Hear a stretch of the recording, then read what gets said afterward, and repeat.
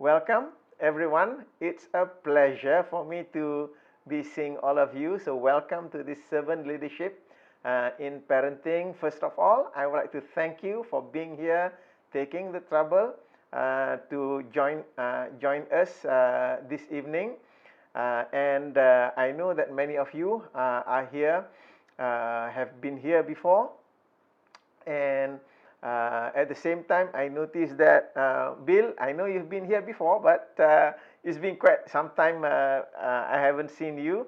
And also, I'd like to welcome Verna for joining us from the Philippines. So we've got Malaysia, Vietnam, and Philippines. So congratulations to everyone for being here this evening. It's such a pleasure and honor for me to be with you to bring this session to you. As you may be aware that these sessions, I am organizing it under the Institute of Neurosemantics Malaysia, which represents the International Society of Neurosemantics and also the MetaCoach Foundation.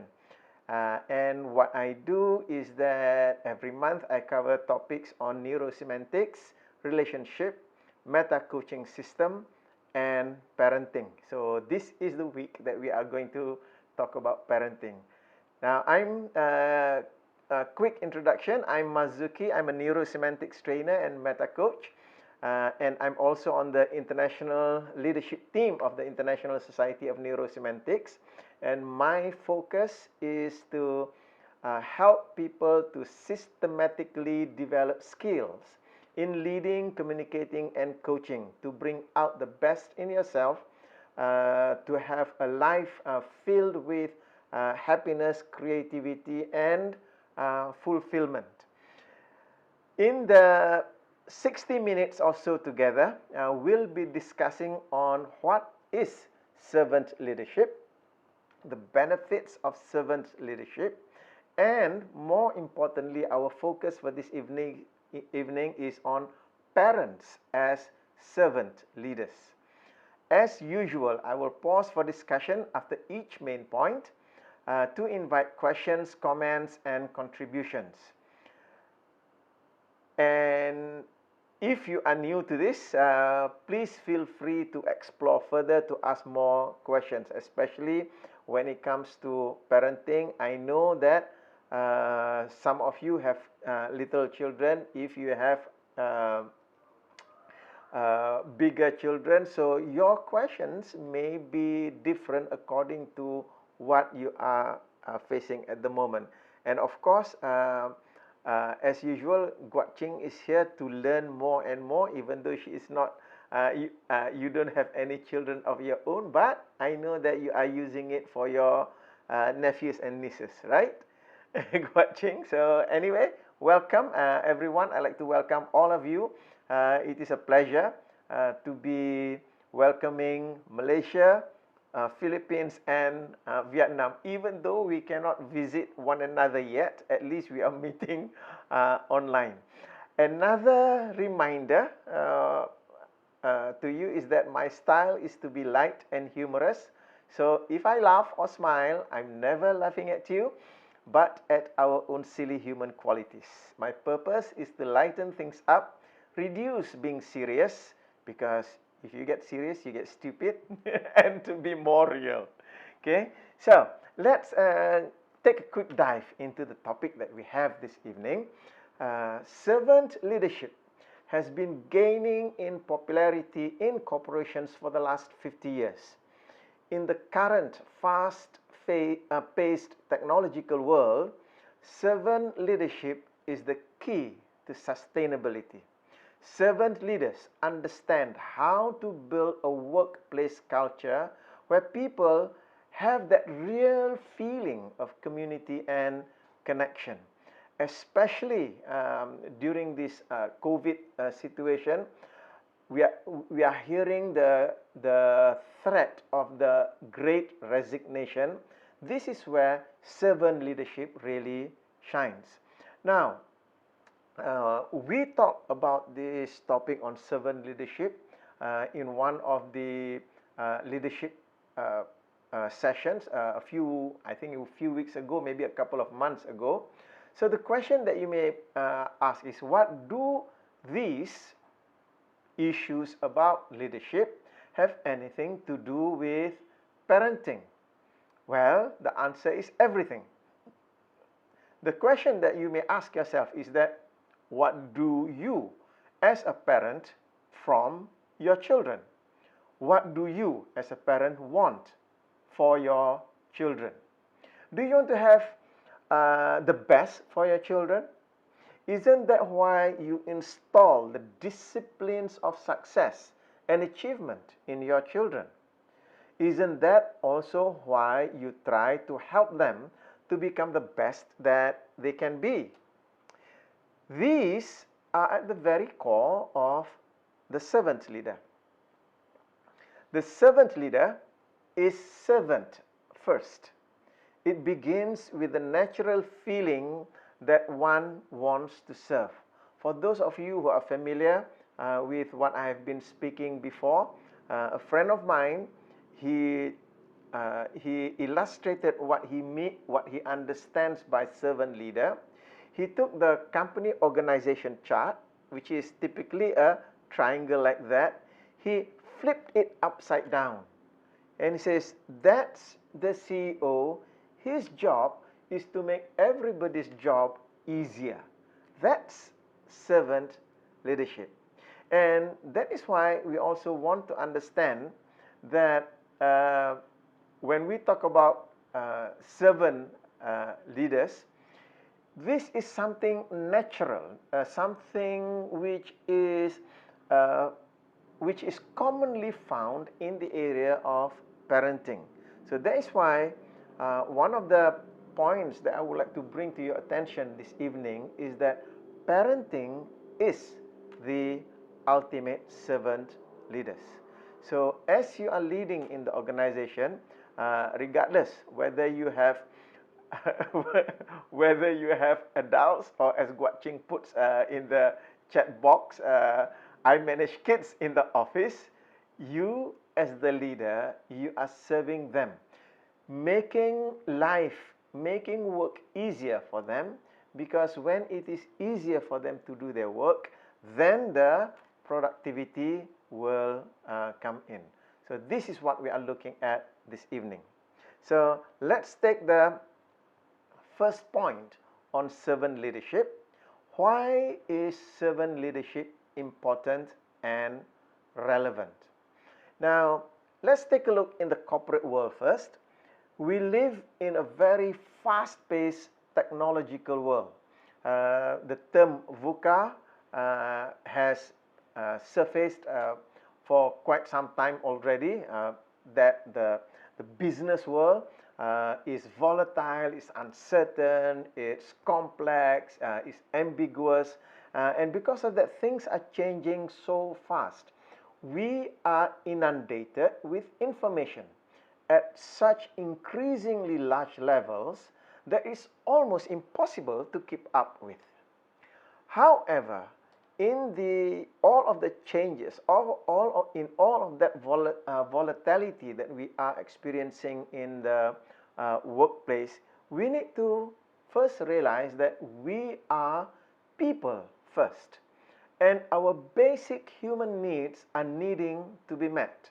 So that is why when people talk about the Great Resignation, in organizations, when the leaders are servant leaders, they are taking care of the basic human needs. These are valued in the organization. These organizations will face less of a threat. So this is why servant leadership is so important and so relevant, because servant leaders look at the people, look at the individuals in the organization. They are servant leaders want to serve the needs of humans in the organization. Servant leaders understand how to build a workplace culture where teams and community are valued. So the next point that I want to bring to your attention over here is that people in organizations want that feeling of community in the workplace. And this is a challenge, especially when people are working hybrid mode, or people are working from home. The challenge for servant leaders is to create that sense of community in the workplace. Our present culture can be disconnecting. We are incredibly virtual today. We have virtual jobs, serve on virtual teams, and get to know people virtually on social media. And now we have, what is it called? The metaverse coming in. It's totally virtual in that sense of connecting and relating with others. We text more than we speak on the phone or face-to-face. How many of you do that? Nowadays, I find it's more convenient for me. Instead of picking up the phone and calling, "Hi, how are you?" I'll just text. Because one of the things that run in my mind is that, oh, at least text, the person will read when they are convenient. If I were to call, it may not be convenient for that person to answer immediately. It's just that when we move into that virtual world, there is that disconnect, that distance that begins to be created. And today, even dating is done on an app. And you have the option of swiping left or right to determine whether you want to meet someone. So with all of that virtual reality, with all of those virtual universes, people are still people. People are still human beings. So what do they want? They want real relationships and real connections. So that is why with the lockdowns and all that, many people are begin to struggle mentally and emotionally, because they don't have that real relationship and real connection, because that part of them has been taken away because of that lockdown. And people crave real relationships and real connections. And another point why it is important and relevant, servant leadership is important and relevant, is that we all really want to feel we've contributed to the world, that we want work that has true meaning. And that is also part of what's driving the Great Resignation, because people realize that just going to work doesn't bring that meaning anymore. So in this ever-changing, fast-changing world, we want to create an environment, a community, a workplace. So I'm looking from the corporate perspective, where people feel that they are contributing to the world. So what has all those got to do with parenting?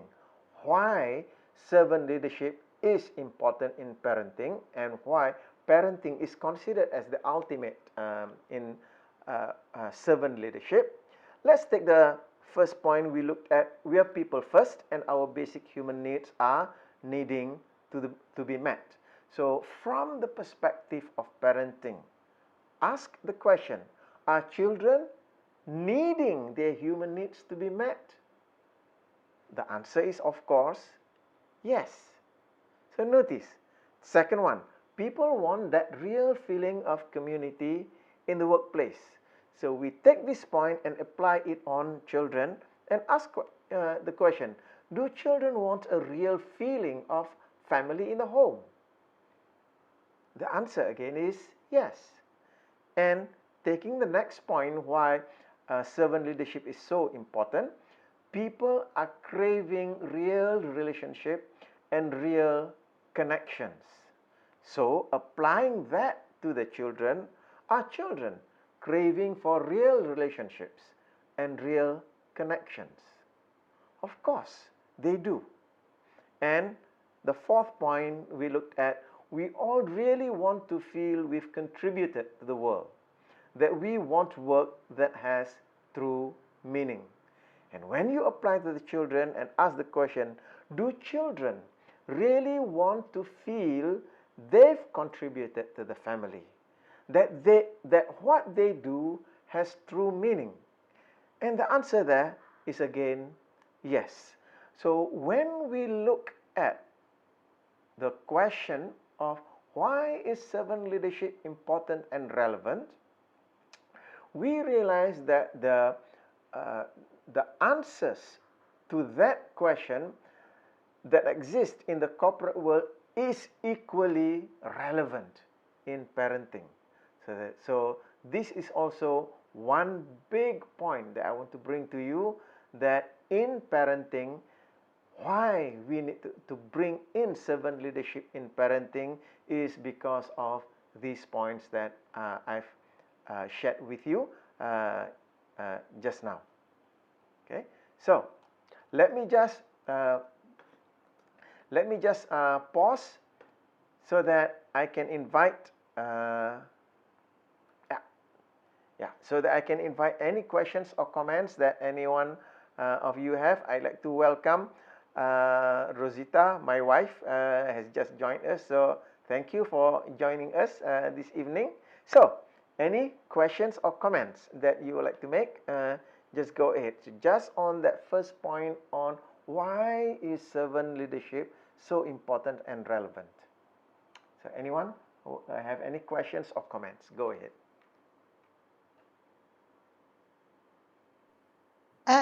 Hi, Maruki. Good evening. Good evening, Verna. Verna here.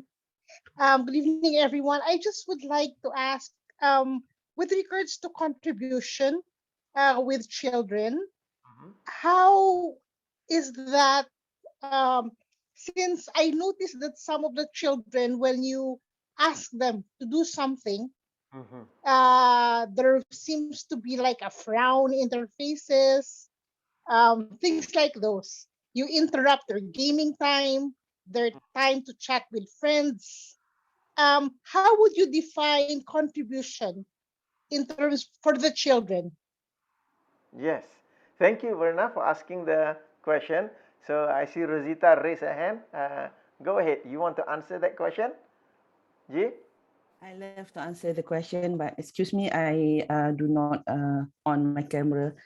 Okay, the way I see it is at a certain age, children always volunteer to want to do something, to want to contribute. Mazuki loves to say this at a time whereby they are not very useful, but very helpful, but not very useful. You notice at the age of about 3+ to 5, like that, they volunteer to do this, volunteer to do that. I want to bring this cup for daddy. I want to sweep a floor for mommy and all that. But the thing is that what we notice in many households is that parents would not want the children to do that. So the innate potential of wanting to serve, because wanting to serve is innate. It is inside each and every one of us. If we understand from Covey, the spiritual needs is to serve, to leave a legacy. And if we were to take from Maslow, the self-actualization psychology, the self-actualizing person, where we are first born, we are a human being who want to serve. At the same time, as we go on in life, at a certain age, because our motor skills not so good, we want to carry the tray, but we can't actually hold the tray properly. We spill the milk, we break the cups and all that. And parents being in the situation whereby they have to hurry up, they say, okay, mommy do it, daddy do it, so you don't have to do it. So after a while, the child have this feeling, thinking that they are not capable, they are not useful, they cannot serve. So that at the age of about 3 years, they get this identity that they are not able to do things. And because of that, we realize that after a while, they just allow people to just do things for them. And then they don't want to participate. They just play games. And these are the children who has lost and has not been nurtured in a way to actually bring out this innate potential inside of them to actually contribute. So actually, that part what Mazuki said just now, children really want to serve. If you notice, if you are being with kindergarten kids, you will ask them, how many of you would like to bring apples to school for teacher today? And they will put up their hand, tomorrow, for example, and they will put up their hand because it is the inside of them that they want to give, they want to serve. At the same time, if the people around, the environment around, it's not supporting that, after a while, it will just fizzle off, and after a while, they just become self-centered, and they don't want to participate. This we'll see at the age of teenager.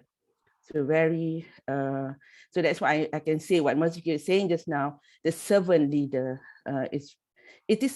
we are talking about the world that we have now is to a certain extent is very much influenced by the parenting of yesterday.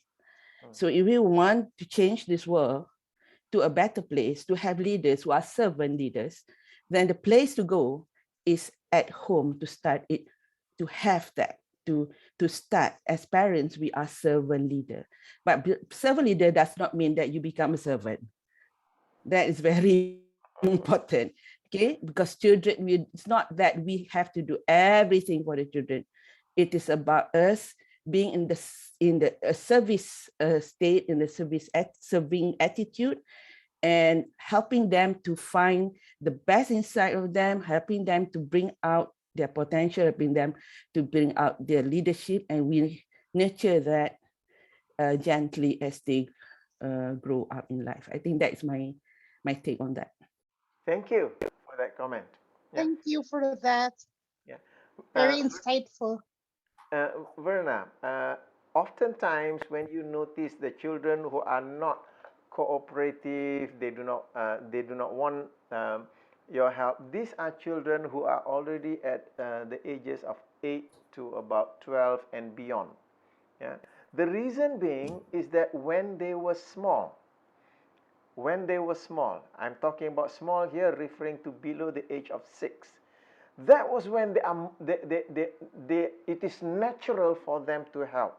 I use the descriptor very helpful, but not very useful, because at that time they are unskilled, they are incompetent.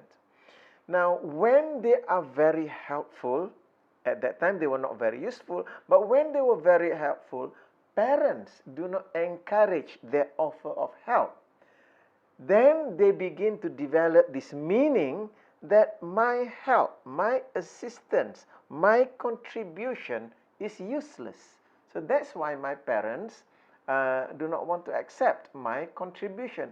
They do want to contribute, but for about 6 years, that desire to contribute has been pushed down because the parents do not accept their contribution. So after those first 6 years, parents start to go to the children, why don't you help me with this? Why don't you help me with that? That's why the children go, why are you asking me to help you now? For 6 years I've been offering to help. You don't let me help. Now you want me to help? Go away, let me do what I want to do. So this is what's happening.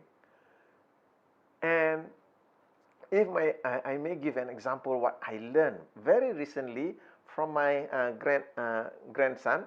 My son who lives in Johor right now, Umair, he has two sons.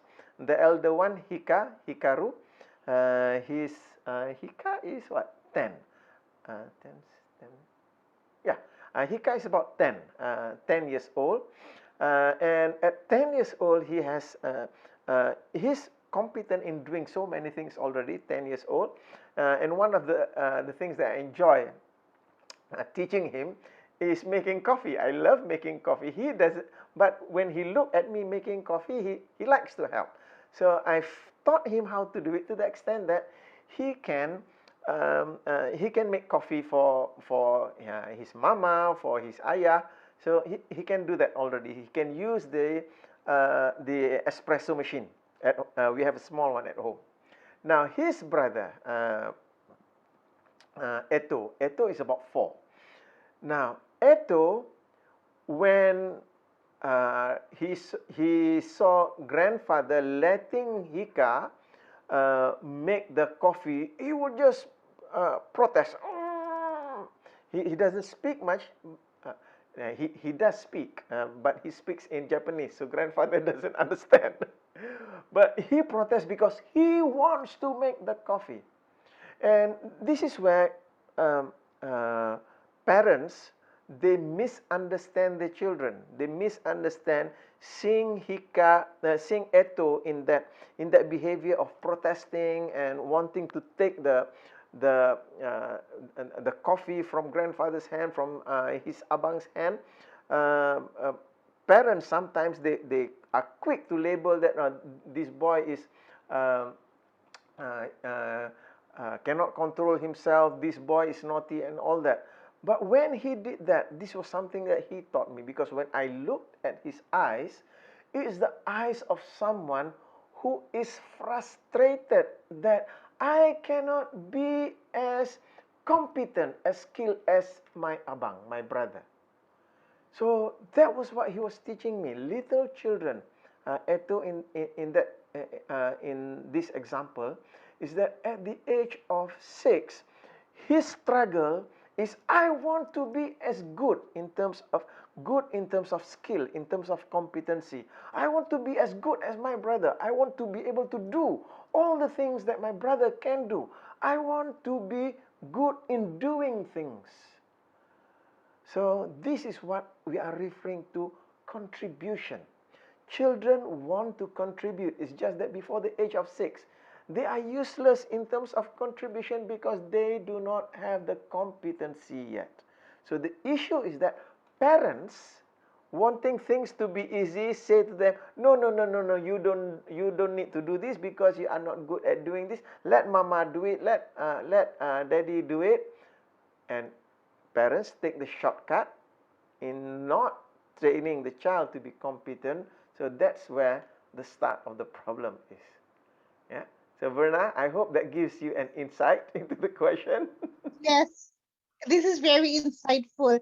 If I may share, one of the reasons why I attended your course tonight, or your learning session, is that part of what I will be doing is to coach parents with persons with disability, with children with disability.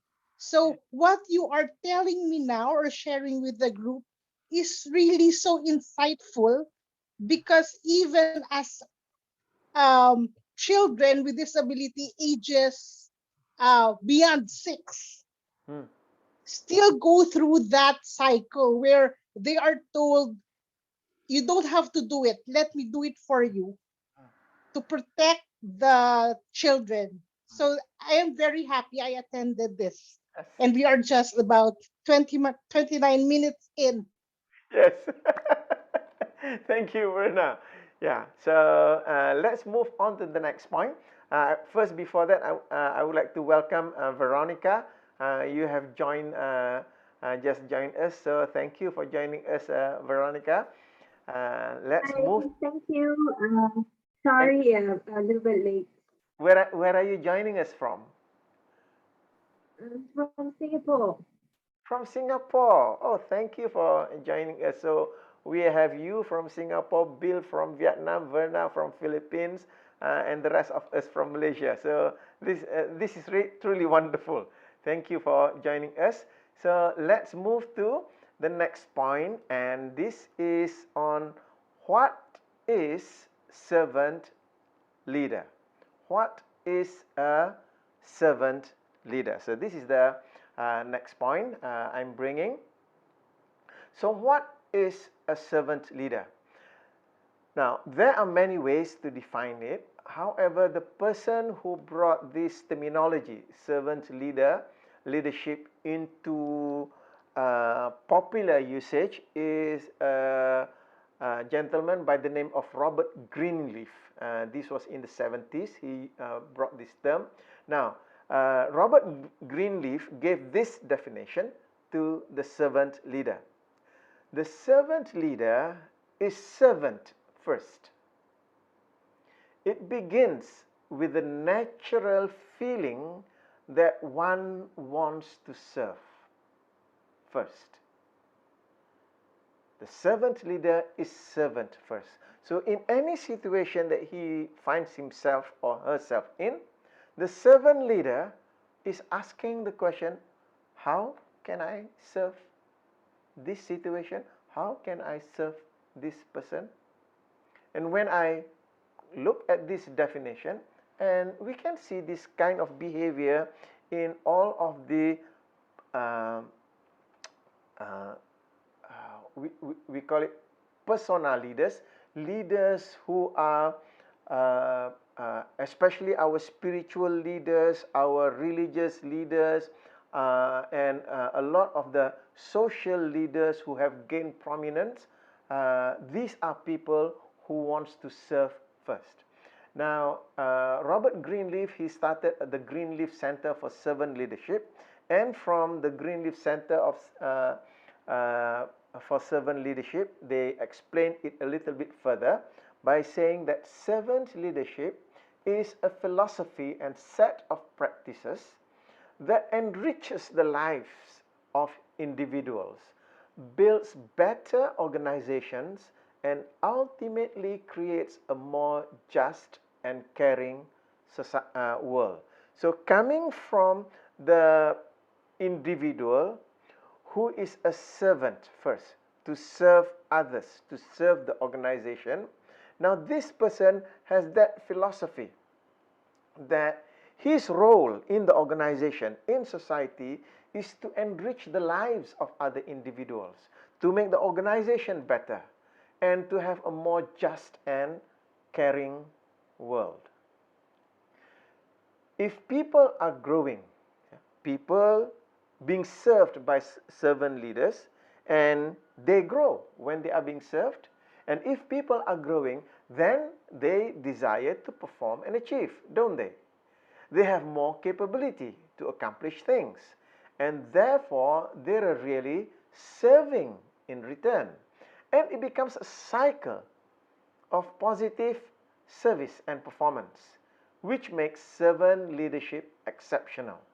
Because when you, as a servant leader, you are serving the people, making it easier for them to do their tasks, then the performance increases, productivity increases, and that serves the organization. So it appears as if your job is to help others. At the same time, while helping others, you are making the organization all that much more efficient and effective. So what does this mean? First is that it means that a servant leader focuses on the growth and well-being of employees and other stakeholders in their organization. So they are not focusing on self, they are focusing on others to get the other people to grow and to get the other people to be well in whatever it is that they are doing. And the second thing is that servant leaders seek to help the people they serve grow as individuals. So one of the things that I remember from that I learned from this gentleman by the name of Blair Singer, when we asked him a question about if you were to be brought into an organization and as the CEO, as the head of the organization, you were brought from the outside. So what would be the first thing that you need to focus on? And Blair was very emphatic about that. The first thing when you go into an organization that is new to you, go and serve the people. Ask the people, what is it that you do and how can I help you do that job better? Now, does that appear to be in contrast in some leaders we see in our societies? When they go into organizations, they just want to command and order people to do things. So a servant leader, when they go into organizations, they are asking the question, how can I help you to do your job better? So when we take this and apply it in the context of parenting, what does this mean for parents? So The first one, it means that servant leader focuses on the growth and well-being of employees.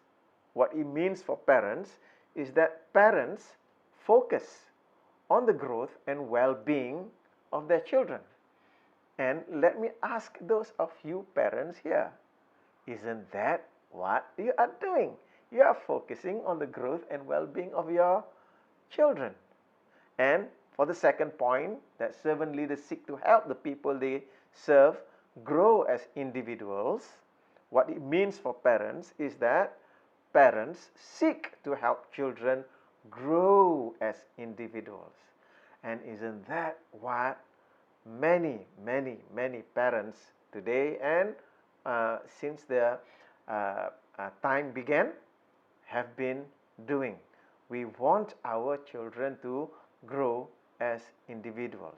So that is why from the Greenleaf Center of Servant Leadership, this point that we raised earlier, that parenting is the ultimate servant leadership, because in the context of most parents today, that is what we are doing.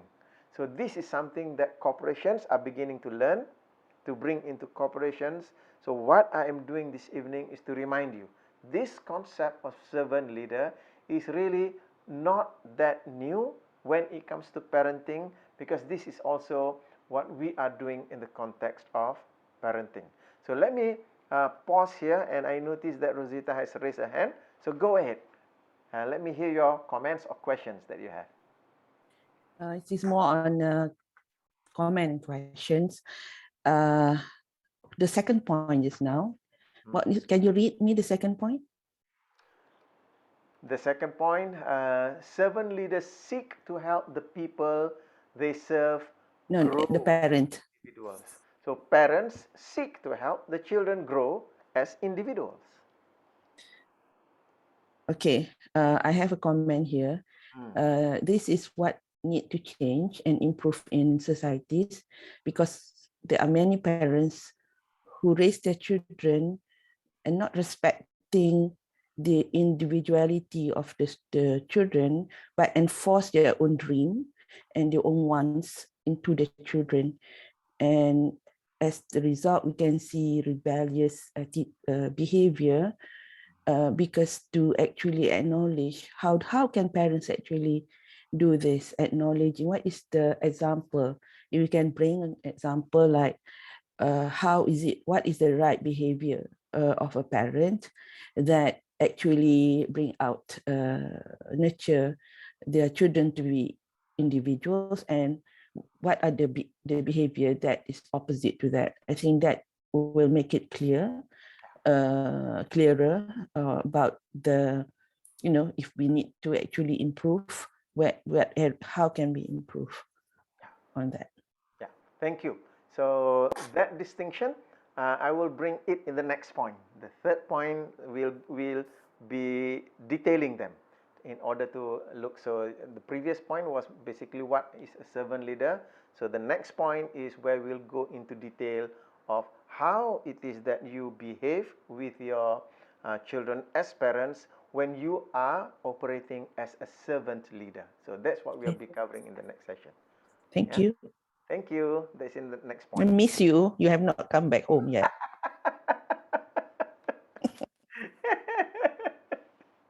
So, anyone else has got any questions or comments?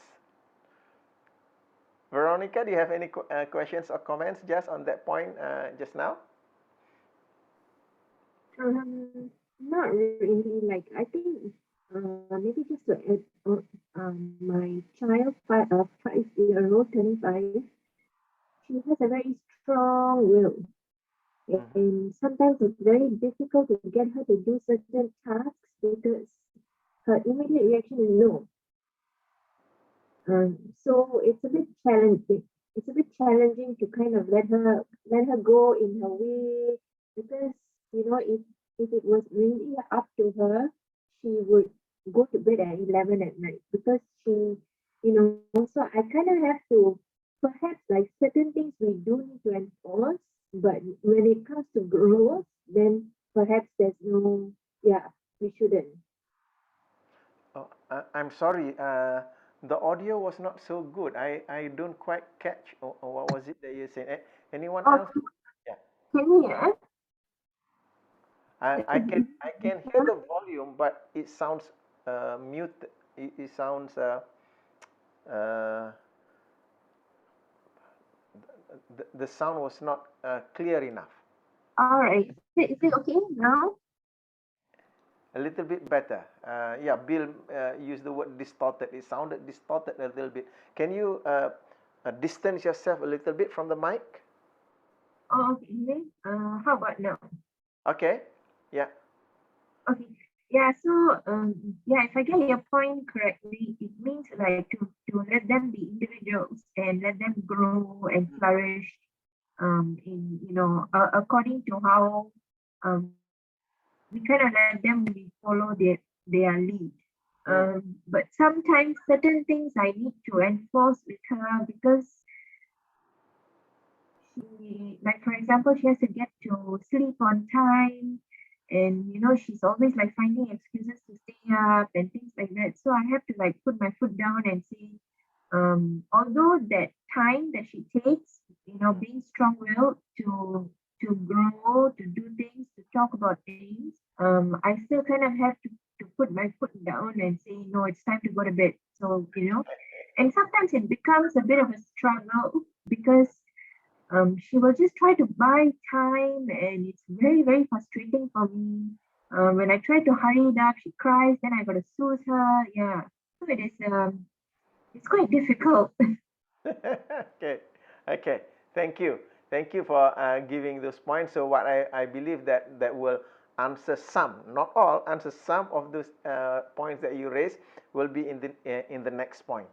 Yeah, because one is that with children, this we covered earlier, is that we need to realize that children are not small-sized adults. Until the age of about 16, their brain is growing.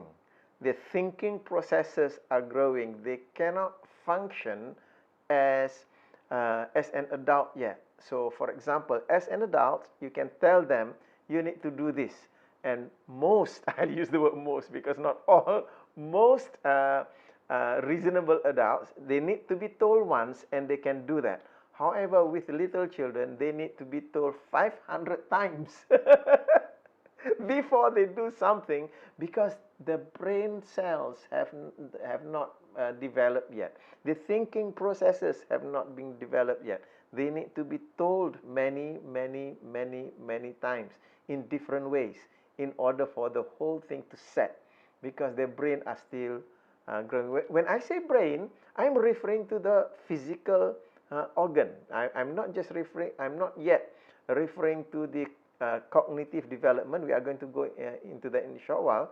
But the physical brain itself is growing. At the age of birth, a child's brain is half the size of an adult brain, and by the age of 6, it is already 90% of an adult brain. So that's how it is growing.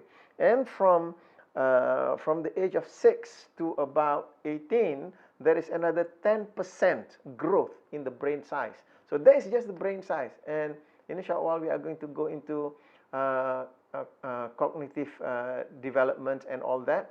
That will put a lot more factors into play. And yes, the point that Bill mentioned there, or you have to anchor a behavior to something. So these are the, I will use the word strategies. These are the strategies that parents need to employ with children because prior to them developing their thinking process, prior to them developing the growth in the brain, they need to do something out of automatic behavior. So this is where anchoring comes in. You anchor a certain behavior. For example, like going to sleep. Instead of telling them it is time for you to go to sleep, you anchor sleep with storytelling. So you have a storytelling for half an hour and then sleep. So you are anchoring sleep with storytelling. So what you are doing is you are preparing them to be able to do that. Yeah, Rosita, go ahead, G. I'm not. I don't know what you're going to present in the next. When Veronica brought that situation, what crosses my mind is this: children. It doesn't mean that when they want something, as a servant leadership parent, we need to actually listen and comply, because the thing is, we have the responsibility to help them to get to, for example, to discipline them. Discipline does not mean that we, normally people say that discipline means you have to be harsh, but what I understand is, we make it into a routine. And what you mentioned just now and what Bill mentioned is about to anchor a behavior, is actually making it easier for them to fall into the resourceful routine that help them to be able to, uh, how you say it, will not so much struggle with what they want and what we need them to do. There's a need to be a healthy balance. I think this is what most parents are challenged with, because when we say that, okay, we want to help the children to be, and to nurture them to be individuals, not just passive, what's the word to use, person that just listen and don't really know what they are doing. uh, my my my I can relate to that, to that um, to that what is the word, challenge uh, for parents actually, because where do we cross the line, where do we draw the line between that? Is this causing, if we ask them to go and sleep at a certain time, does it means that we are not bringing up their individuality, or making them an individual? Sorry, individual, it's two different things. Or what is it? So I think, maybe in your next explanation, maybe you can explain that to a certain extent, that help to make it clear. Tak tahu yang mana satu. We don't know which one is, because I work a lot with parents, and especially young parents, and these are the things that they are thinking: am I being too soft on my children? Am I being too firm, too demanding on my children? So where is that line of balance? Okay. Thank you. So I will use that as the introduction to the next point. Thank you for saying that, because the next point addresses the issue of, as a servant leader, who are you a servant to, and what are you a servant of? So confusing this area is what causes problems for parents. Remember what Confucius says?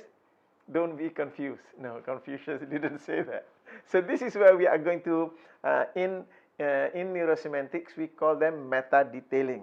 The issue that people have over here is that because they look at the global level, global of the word servant leader, so you have to serve your children globally. But in what situation? What is the demarcation line, as Rosita mentioned? So this is when we are going to meta-detail it. So when we talk about servant leader, parents as the ultimate servant leader, does this mean that you are your children's servant? The answer is yes and no at the same time.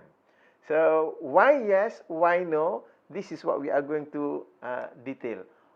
In what context, yes, you are the servant to the children. In what context, you are not the servant to the children. And understanding the contexts will give you that sanity back. Otherwise, it will drive you insane. Now, the first thing is that parents serve their children is a no-brainer for many parents, because parents, they are driven by the desire, by the love for the children. They are driven to wanting to serve the children, purely to serve the children. The question that you as a parent need to ask, is your service towards your children healthy or unhealthy? So this is where that demarcation line that you need to make. Some parents, because they hold the frame that they know more and children don't, they hold that frame that I, the parent, know and my children don't. These parents become tyrannical towards their children. You must do this, you must do that, because this is good for you, this is safe for you, so you must follow everything that I tell you to do. That is how they serve the children. To keep the children safe, they must follow what the parents already know. So this is one end of the spectrum. Another end of the spectrum is some parents, because they hold the frame that their children are the greatest living treasures, and they become slaves to the children. Every whim and fancy that the children wants, they want to fulfill them. So at both ends of this extreme, neither of these are healthy for the children. So, servant, leadership, parent. You want to be clear that you are not a servant in the context of to serve every whim and fancy. You are not a servant to your children. What you are a servant to is you are a servant to the needs of their learning and growth. So that's what you are serving. So there is that distinction. One is the child, the individual. The other is the growth that the individual, that the child is going through. So, servant leaders, what you are doing is that you are serving children according to their developmental stages.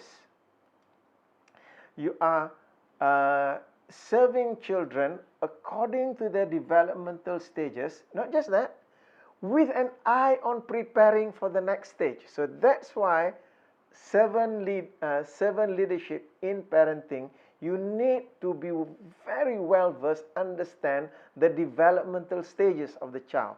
Because as you are serving the child at this stage, you need to keep an eye on the next stage. What is the next step that the child needs to take in order to prepare the child for that? So this is what you are serving your children with.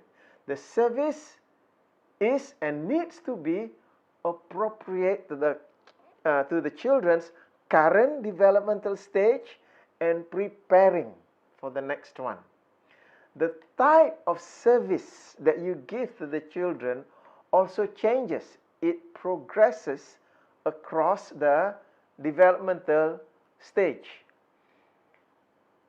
And not progressing service, not changing the type of service, not progressing service type becomes a disservice to the child. So this is why we need to go into the developmental stages, the stages of development, because when we talk about you as a parent, you are serving the child, you are not serving the individual per se, you are serving the learning and growth needs of the child. So let's take a look at the stages of development, because this is how, I'll use the word, this is how you serve the child, by serving their stages of development. And I hope that you are familiar with these 4 different categories of development. The first category of development, the psychosocial stage development, you have all the various stages of the psychosocial stages from birth to 18. Those are the psychosocial stages that our children go through. We also went through that. And then in terms of the cognitive development stage, we have the sensory motor, pre-operational stage, concrete operational, formal operational stage. In the belief stages, we have the primal undifferentiated stage, intuitive, projective, mythic, literal, synthetic, conventional. So all of these are the stages of development. So when we talk about, as parents, you are a servant to the child, you need to understand at which stage of development that the child is in, and then you serve from that stage. Trying to serve from a stage that is later or before, so is not going to serve the child. So let me give a couple of examples over here. Let's take in terms of physical skills. So these are typically from 0 to 2, 2 to about 6, and then 6 to 12. Now, children, when they are born, first they can hardly move. They are just wiggling, and then they begin to creep, and they begin to crawl, and then they learn how to toddle and walk and run. So as parents, when they still cannot move, when they still cannot even turn around, in order to get them to be mobile, you carry them. So at the stage when the child does not know how to move, parents carry the child. And then noticing that the child, so how you serve the child is that when they cannot move, you carry the child. And then when they start to flip over, how you serve them is to not carry them so much. You want to put them down so that they can learn how to lift their body up, begin to creep, begin to crawl. And then when they begin to take their first steps, so now it is not the time for you to carry the child anymore. It's the time to encourage them to walk. So you hold their hands because they are not steady yet about walking. So this is how you serve them according to that particular stage. And then once they know how to walk well, they begin to run. At that time, let them run. So this is how you serve the child according to the stages. For example, I'll give me an example. I mentioned to you my grandson Hika. His full name is Hikaru Iman. So Hika, I noticed that our daughter-in-law, she's very particular about getting the child to be healthy physically. So what she did was after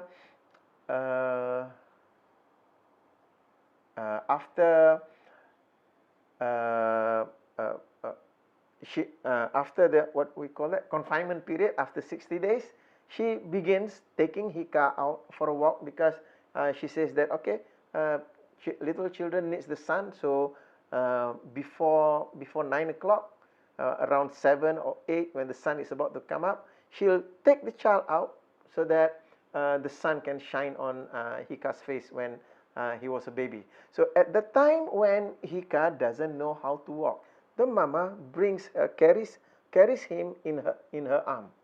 And then when he begins to toddle, she stopped carrying him.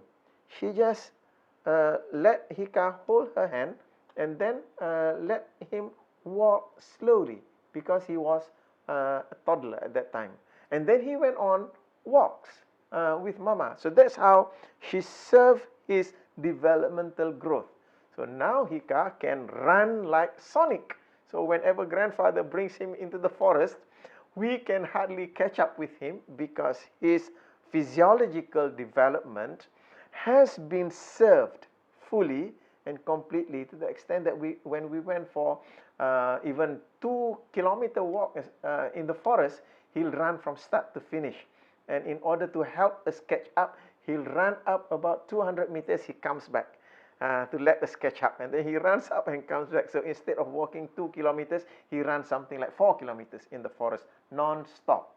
Because his developmental need, the physical developmental needs was met at each particular level. Now, what parents should not do is that if the child already starts to walk, toddlers, let them walk instead of putting them on pushchair. I nearly went crazy every time. I say every time because I see this happening over and over and over again. Children, 4, 5, sometimes I see the child maybe close to 8 years old on pushchair. Parents are pushing in the mall. Some parents, they go for workout in the park. I see that the child is already around 2 or 3 years old, put on the pushchair as the parents push the child across. And I can't help noticing that, doesn't the child look bored just being on that pushchair, being pushed around? So how parents can do a disservice to the child is to provide a service at below the child's developmental stage.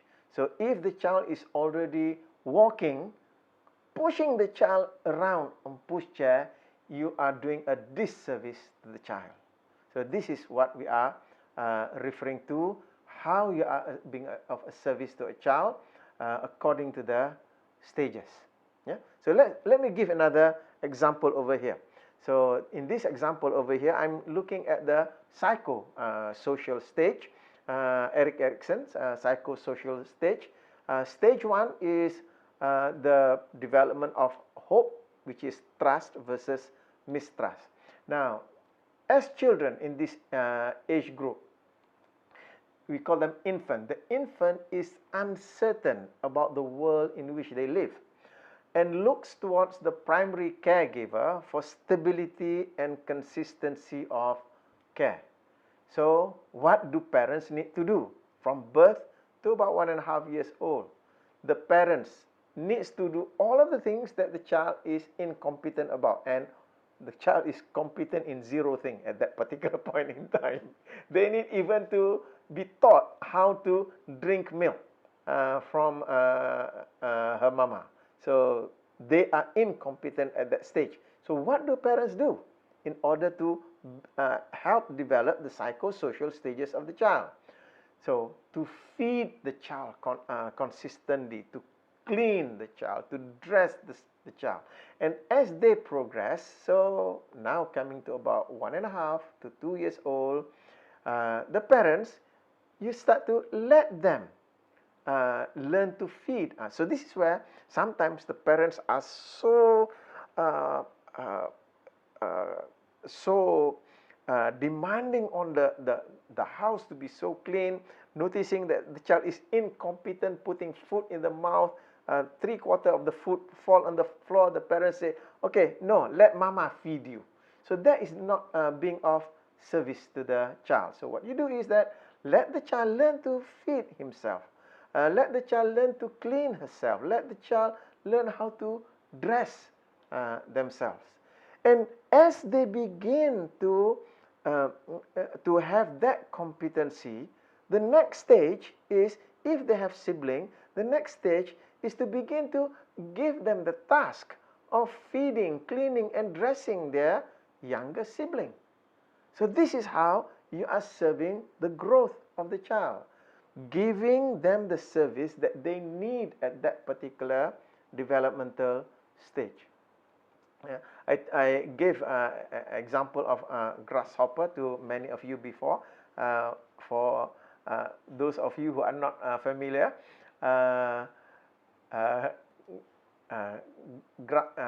grasshopper is my eldest granddaughter. Her name's Azahra, but I call her grasshopper. Now, I gave this example whereby when she was about 6 years old, she went up to Mama and said, Mama, can I do the laundry from A to Z? And then until today, she does the laundry. Today I'm referring to now, she's already 13. She does the laundry from A to Z every day. She does that already from the age of 6. She does that. Now, that didn't come just out of the blue, because before that 6-year-old stage, she was observing her mama do that. And then she began to help mama do some of the things. And then she began to take over some of the things that she can do for herself, and the things that she cannot do, she let mama do that. So her mama allowed her to learn the things that she is capable of learning step by step. That's how at the age of 6, she felt that she was competent enough to do the laundry from A to Z, and she asked her mama to do that. Yeah. And a point that Veronica, you put there, I am worried that the child will not eat enough. That's a legitimate worry. So this is where, instead of taking the whole role of feeding to yourself, you allow the child to feed herself, and then you are feeding the child at the same time. Yeah, so maybe at the age of 2, 95% of the food you put in front of the child goes to the floor. That's okay. Let the child learn how to manipulate whatever tools that they need to manipulate. However, you are there. Initially, from the very beginning, you are the primary one who actually is feeding her. She's just feeding the floor.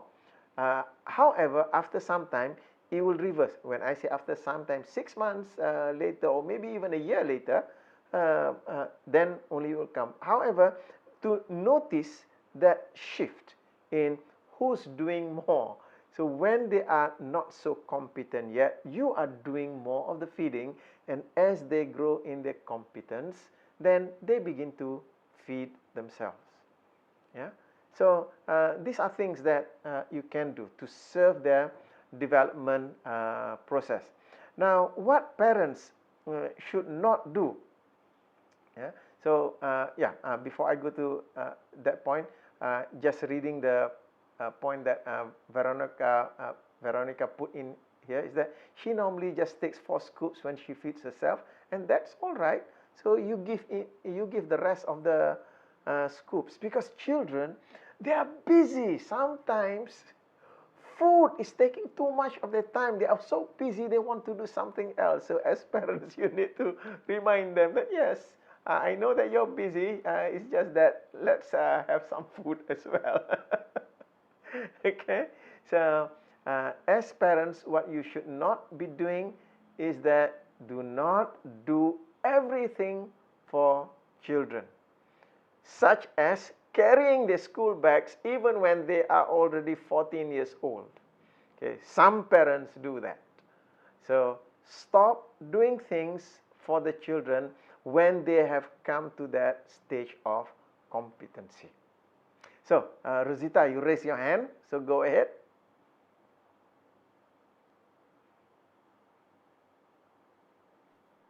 Sorry, I did not raise my hand. I think I forgot to actually. No, I was just. I commented just now when you were mentioning about the children need to move, to run and all that. I was still saying, how about children in captivity? Yep, our children are raised in captivity now with all the lockdowns and all that.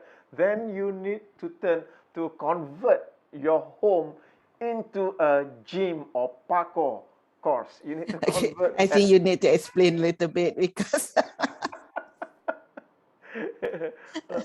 when I say that, yes, it comes in humorous. At the same time, I remember when my son Umair, when they first had their first child, Hika was their first child. They live in a beautiful apartment at that time. However, they turned the apartment to look they turned the apartment to look like a preschool. They pave the floor with those rubber mats that preschools put. They take the furniture and turn it towards the wall to make sure that there are no sharp edges around. They kept away the TV, so they don't watch TV for a few years. So they look for all of the things that may be a danger to a toddler at that time, so that Hika can have the full run of the house without endangering himself. So what they did was they just create barriers so that Hika is not able to go into the kitchen. However, the rest of the house, Hika was able to go anywhere that he wants without being curtailed. So this is something I'm saying seriously. At a time when our children are growing up in captivity, turn the house into a playground. Let them run, let them jump. Let them have the full use of the apartment or the house that they are in. So that's another one. Okay, so I'd like to bring in another example over here. In the Piaget's cognitive development, the pre-operational stage, let's take the ages from 2 to 7 years old. 2 to 7 years old children. From the perspective of the children, a child's thinking is dominated by how the world looks, not how the world is. So they are looking at the world, and that's what they are fascinated, the attention. The child is not yet capable of logical type of thought, problem solving. They are not capable of that. Infants at that stage also demonstrate animism. This is the tendency for the child to think that non-living objects, such as toys, have life and feelings like a person. So that's the development stage of that child. So parents, what do you do to serve the child at that stage? So parents need to present the desired world to children through narratives. Use stories, use metaphors, because that's what they can understand. They do not understand concepts yet. So bring in narratives, stories, provide logical explanations about things at the level that they understand. Utilize animism, because that's what they are used to. I'm referring to cartoons, animals, plants, toys, to explain emotions and logical thinking. They feel that emotion, but they cannot explain it yet. So use cartoons, use animations to help to explain that. Yeah? So this is how you begin the seeds of formal operational thinking in children. Now, the thing for parents not to do is invalidate the children's way of thinking, making decisions for them and telling them what to do, expecting them to behave like a big boy or a big girl. You shouldn't cry, you shouldn't, and all of that. So what you want to do is to relate to them according to what they are experiencing at that particular stage, so that they can be ready for the next stage.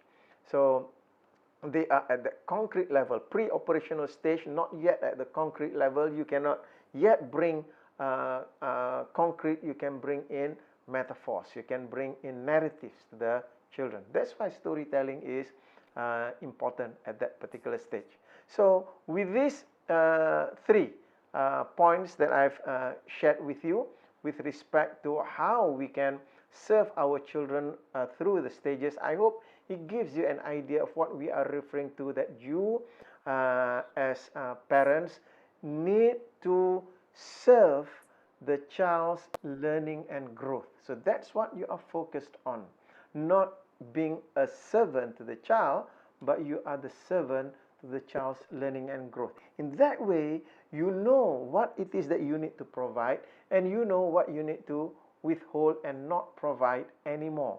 Because as the child goes beyond a certain stage, you cannot keep providing that service, because by providing the service that you've been providing earlier, for example, feeding the child, now the child knows how to feed herself. You shouldn't be feeding the child anymore, because by doing that, you are hampering the child's ability, development of skill to feed him or herself. So that's why I mentioned earlier that parents need to have the skills of developmental stages, so that in that way you will have the understanding about children's developmental stages. Now, reminder over here that no child develop identically. So you have, let's say you have 3 children. Now, none of the 3 will develop by 1 year they are able to do this, by 2 years none of them are will develop identically. So having the skill of the developmental stages and the skill of understanding the child, it will allow you to accurately gauge the stages for each of your child, and then you serve them accordingly. Yeah. So let me pause over there and invite any questions or comments.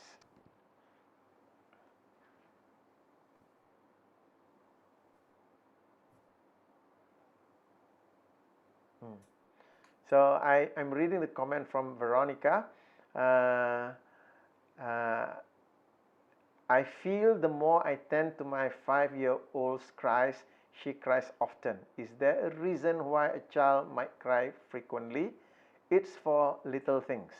Actually, come to think of it, I might be missing her cues. I think she cries because I missed something. Yeah, when a child cries, it is a communication to tell you that there is a need that I have, and I am not able to gratify this need. A cry is a form of communication to say to you that please help me get what I want. Yeah, so that's why the child cries.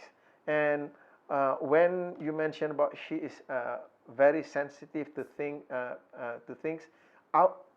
human beings, we are our level of sensitivity are different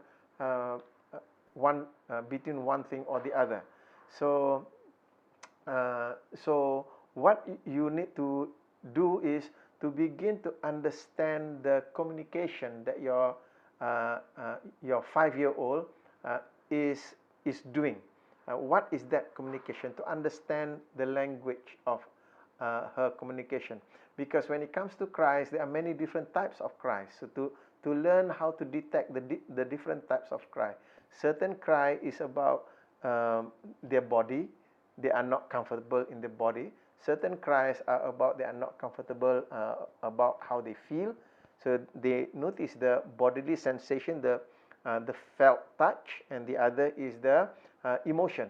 So 5-year-old, she's already experiencing emotion. So some of those emotions she does not know what that is. My daughter was mentioning about her son. We call him Pocoyo. His name is Muhammad. When he was starting about 3, 4, 5, he gets into a rage, into anger. But later on, she realized that whenever that Pocoyo goes into a rage, he is terrified of himself. So that's why when he goes into anger, it escalates into a rage, because he does not know what to do. He's experiencing that, and it becomes worse and worse. He thought that he was turning into a monster. So it was not until she realized that what he was experiencing. Only then she's able to come up with a solution for Pocoyo. Instead of telling him to shut up, telling him to not to be angry or punishing him, knowing that when he felt that he was in fear of his own feelings, so she is able to handle him in the right way. And it took her quite some time in order to understand what Pocoyo was communicating to him. So over here, what I would like to say to you, Veronica, is to begin to detect. Be like a detective. Begin asking question from your 5-year-old. So what is this feeling about? If I were to share the example of Pocoyo, his vocabulary at that time was still very limited. So what my daughter did was begin to use a menu list of items, asking him, so Muhammad, what is it that you are feeling? Are you feeling sad? Are you feeling angry, or are you feeling frustrated? Then Muhammad said, angry. Okay, are you angry with mama? Are you angry with papi, or are you angry with kakak? Papi. So that's how she began to get the information out of him. So in the case of you and your daughter is, she is behaving in that way. Every time little children behave in those ways, what they are telling you is that there is something that I need something, I don't know how to get it, can you please help me? And the reason why they keep, she might keep crying is that you have not been able to give what it is that she needs. And the reason why you are not able to give, because you don't yet understand her communication. So by all means, begin learning your child's communication there. Is that helpful, Veronica? Yes, it is. Thank you. So, Verna, how can you detect crying as a manipulation to get what children want, or a genuine need that is positive?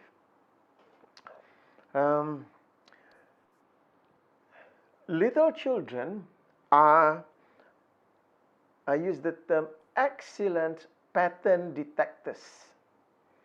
They have no ulterior motives. When they look at adults around them, they are just detecting what are the patterns that lead to a certain behavior. So if, let's say, a child cries and then doesn't get what he wants, the child cries again, doesn't get what he wants, the child screams and then get what he wants, then the child learns, oh, okay, in this household, in order for me to get what I want, I scream. So basically, parents are teaching the child to do that. They are just pattern detectors. There is no ill intention behind them. They are just applying the pattern that gets the result. So when you ask the question, how can you detect crying as a manipulation to get children what children want, or a genuine need that is positive? Every cry is a genuine need.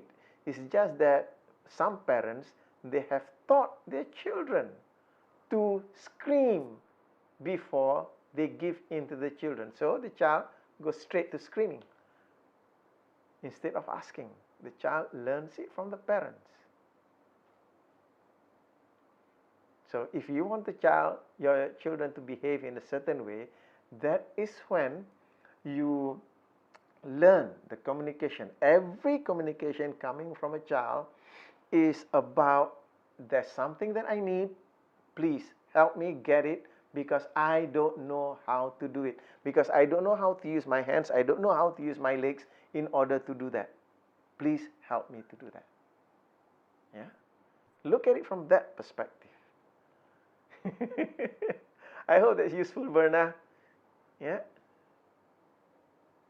Yes, this is very insightful and useful. Thank you, Verna.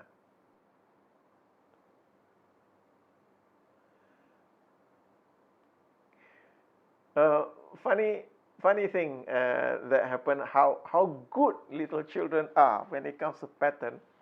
This was when Grasshopper was about, I think not even 2 years yet, about 1 year something. So our office, my daughter Shaima, her mama, works with us at that time in the office. So we will pick them up and we will go to the office, and in order to get to the office, we are on the second floor, so we need to go up 2 flights of stairs to get there. So, and frequently what happens is that Nemi, Rosita here, would go up with them, with my daughter Shaima and Grasshopper. So at that time, Azahra, she was not able to walk yet. So every time they go up the stairs, Mama would carry her. It's just that she's been noticing a pattern.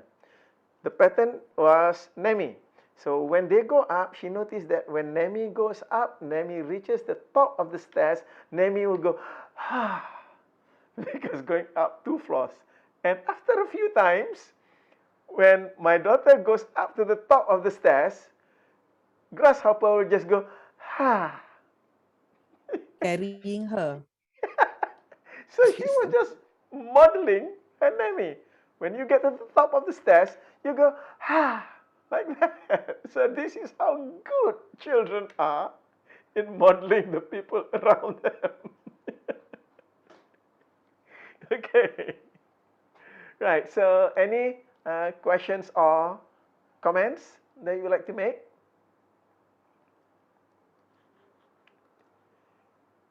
No? So let me just, before I get back to you, in a short while, I'm going to ask you if you would like to share with me your learning takeaway. So before that, let me just summarize some of the things that we've discussed this evening. One is that the servant leader is a servant first. It begins with the natural feeling that one wants to serve first. They serve those they lead. So that's what a servant leader does. Servant leadership develops people. By developing people, you engage people, and also you are valuing people. And parenting is the ultimate servant leadership, because you are serving your children. You are serving the learning and growth needs of your children out of love. And the service that you give must be appropriate with current developmental stage and preparing for the next stage. So those are some of the things that I may summarize before we end. So I'd like to reach out to each and every one of you. Let me know what is your takeaway from our discussion this evening. So I'll just go through to you one by one. I'll begin with the screen, with the face at the bottommost of my screen. So that's you, Bill. So go ahead, Bill. So what's your takeaway for this evening? Hello everyone. If you can hear me, I just speak very slow because the internet in Vietnam has a problem. So sometimes I got disconnected and connected. So sorry about it if it's bother everyone. I think one of the key takeaway is really surprised me when you're using the two images of servant leader and kids, because leadership and kids. I was asking myself, how is that related? But then as you describe and explain, my key takeaway is that when we're starting to have a relationship with kids, it's similar to the relationship that we have with employees. And if we look at employees as a kid, they do have a psycho-developmental stages as well. As they first step into the workforce, they are very new, no frame, no patterns, right? And since they're working with the first boss, everything's starting to frame in their mind, and then they carry on that frames to others' company.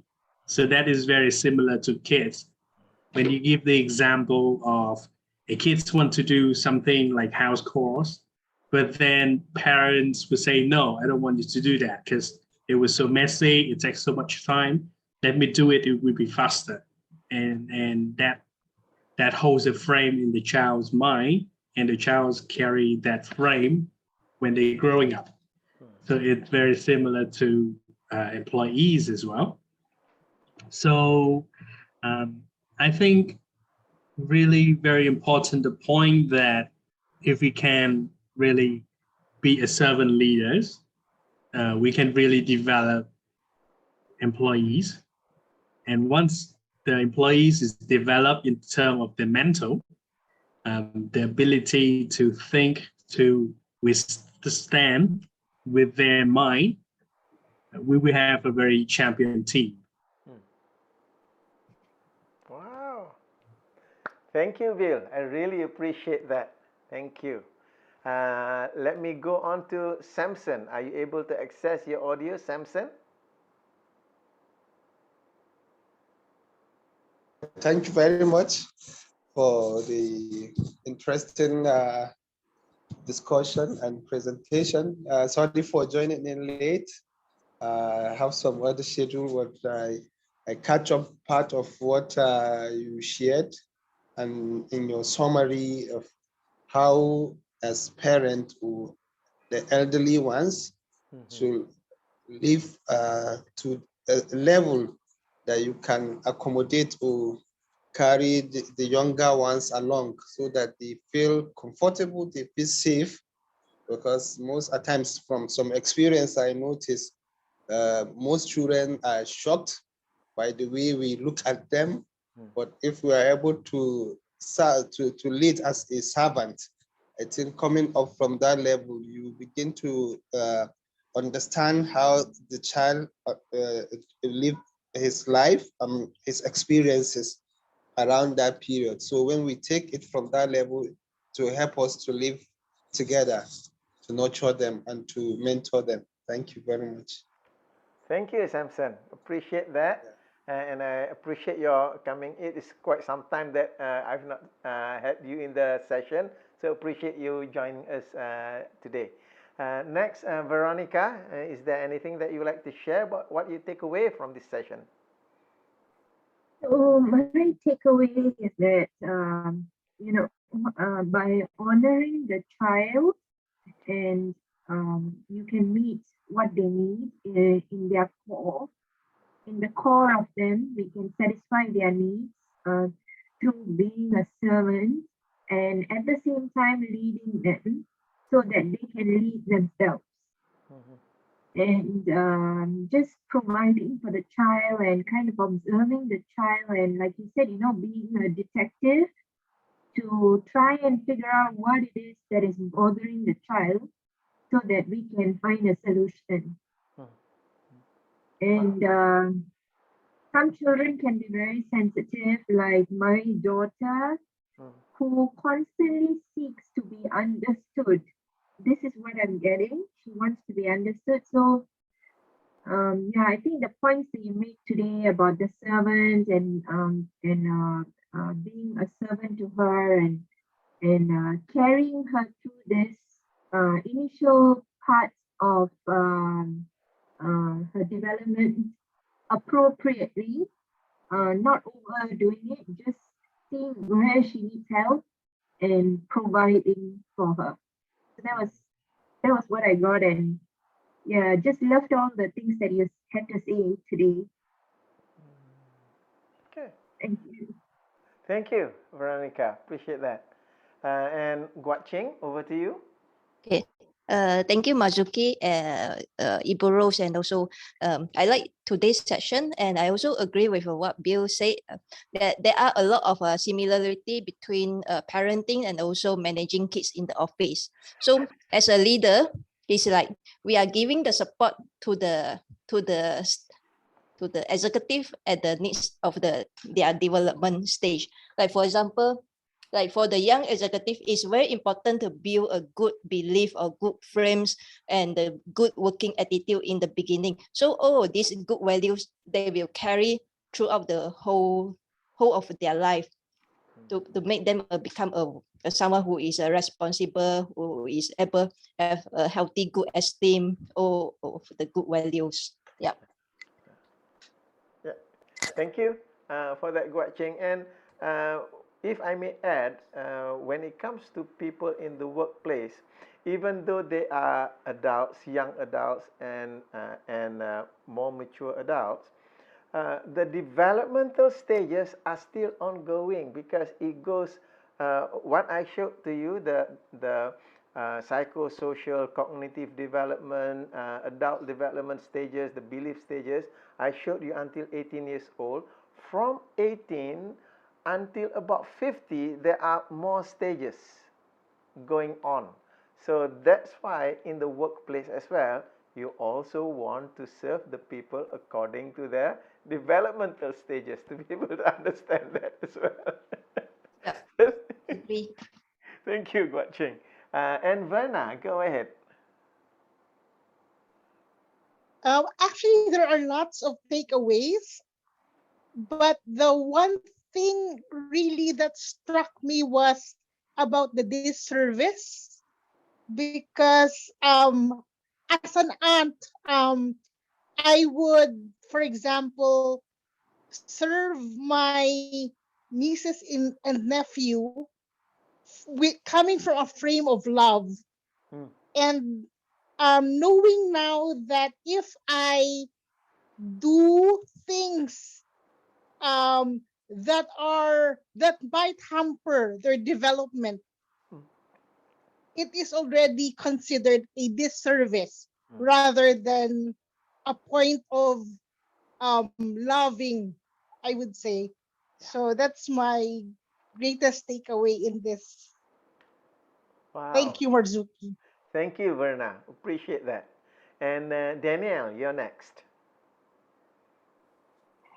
Yeah, thank you, Mazuki, for tonight's session. I think I love the part on the definition that you give. What is a uh, uh, servant leadership as a parent is to serve the child's development needs according to their development stage. So I think that is a very good reminder for myself to be able to also grow myself so that I know at what stage, what are the things that I need to support them.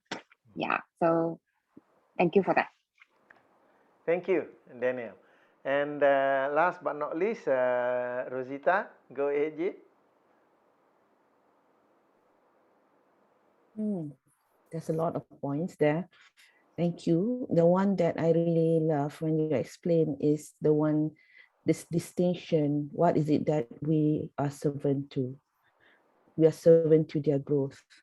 And when we help them in their growth, we also need to also think about the next step. And I remember, and I always, when I share with parents, I always say that when you have a child who is 3 years old, you learn about what you need to, what is it that you, what is the developmental stage at that point, what is it that they need, and also you need to also prepare for another 3 years ahead. So, and I remember when I first became a mother at 21 years old,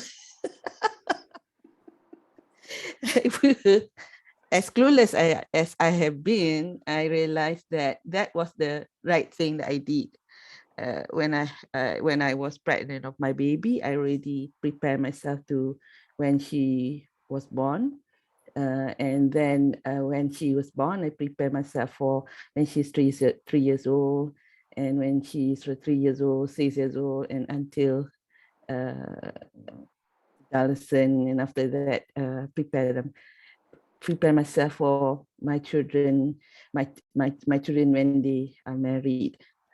And yeah, that was the, I think, even though I was clueless at that time and not as bad as my husband was, even more clueless at that time. But we did something right. I agree with you on that point. When you said that when you got married, you were clueless. I agree with you on the fact that your husband was totally clueless.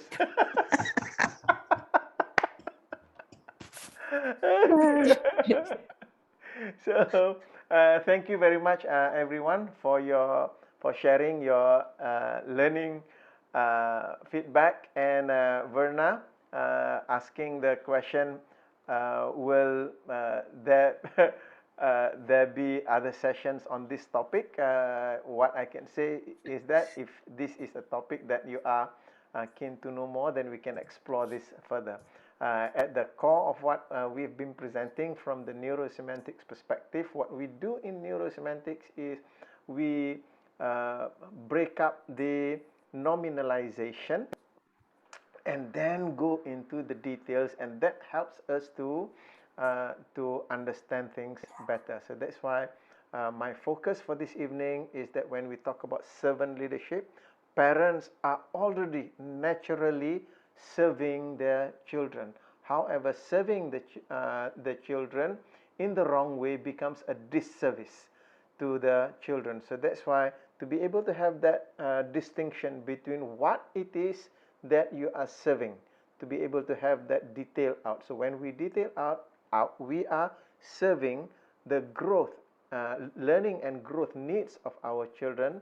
So that's when we are in the best service of our children, when do that from the developmental stages. So coming to the end of the session, everyone, I would like to say thank you for being here in this session. I really love the company, enjoyed this sharing, and I look forward to seeing you in the next session. So with that, thank you very much. Have a good night and hope to see you again sometime.